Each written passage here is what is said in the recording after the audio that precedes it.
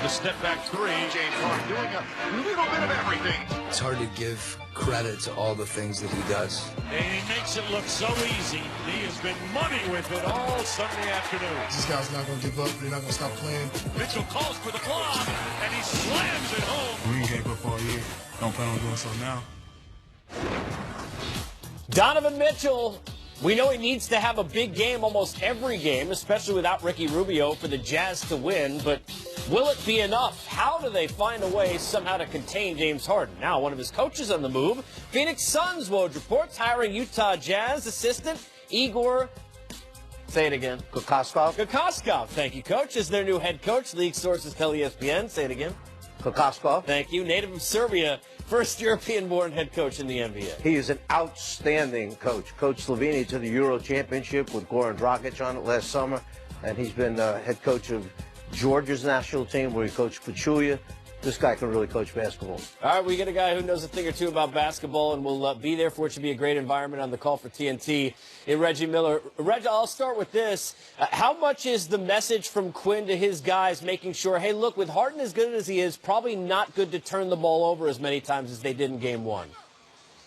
Well, that's the key. You don't want to. Oh, hold on. Look at this, guy. Look at this. Hold on. Oh, wow. Okay. Ooh. Okay. Look at that outfit. Boy. Man, that's how legends dress. Put the shoes up here, man. Come on, put the shoes up here. Reggie, you have on some Sorry gators? about that. Wow. Oh, Lord have mercy. Oh, man. Cool, you feeling that? I'm feeling it. I can do it. Calvin's looking good. Coos, Reggie, it kind of makes your suit look very plain after that. But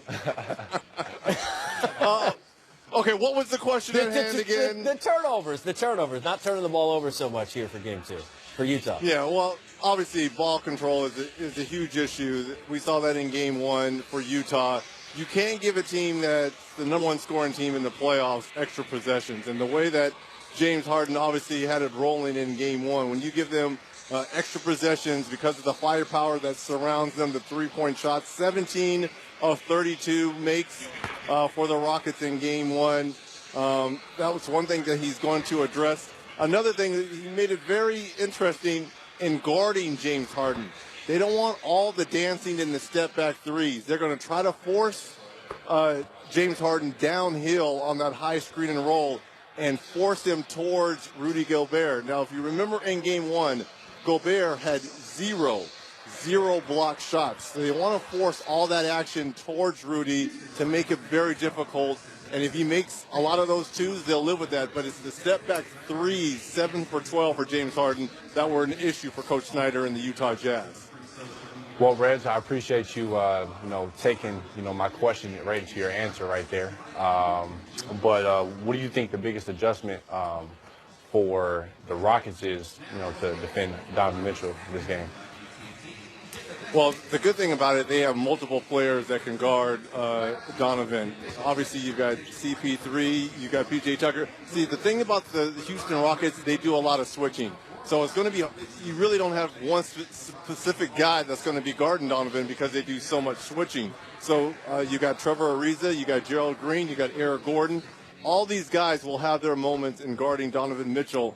And what's a plus for Mike D'Antoni is that starts to wear down on an individual, as you know, when you've got 5, 6 guys that take their turns trying to wear you down. And a couple of these guys, they have about 25, 30 pounds, sometimes up to 50 pounds of weight on Donovan. So they're trying to wear him down with the plethora of bodies being thrown at him. Hey, Reggie, it's Mike. We hear again that Ricky Rubio will miss tonight's game. As a result, the ball wound up in Donovan Mitchell's hands perhaps way more often than head coach would have liked that. What can they do tonight to take some of that pressure off him, and what effect does this have on Utah without Ricky Rubio? Well, obviously, when you lose your floor general, a guy that was putting everyone in their spots, it's very difficult. And plus, let's also add that he's been playing fantastic throughout these playoffs. But I think Coach Snyder is going to make it very simple. Instead of all the swing action that Utah has been doing up to this point, getting the ball from side to side and then starting their action, because of all the switching that Houston does, why not just let Donovan Mitchell come down and really go one-on-one?